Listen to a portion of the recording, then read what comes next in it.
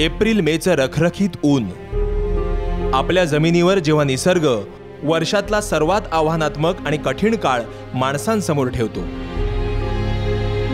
याच कालावधीत यावर्षी सत्यमेव जयते वॉटर कप स्पर्धा 2017च्या अनुषंगानं शेकडो गावांमधल्या लाखो लोकांनी या आव्हानाला हसत खेळत स्वीकारलं. आपल्या श्रमदानाच्या जोरावर दुष्काळाशी टक्कर देण्याचा जणू एक सामूहिक निर्णय घेतला. सलग 45 दिवस न थांबता न थकता एक महासंग्राम लढलं गेलं. असा अंदाज आहे की या भीम पराक्रमामुळे 27,360 कोटी लिटर पाणी म्हणजेच 10,000 लिटरचे 2,73,60,000 टँकर्स इतकं पाणी जमा करण्याची क्षमता निर्माण झाली आहे.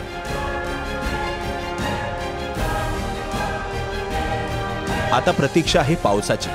जेव्हा मागच्या वर्षाप्रमाणे यंदाचाही पाऊस महाराष्ट्रात सुख, समृद्धी आणि आनंदाच्या सरी घेऊन येईल.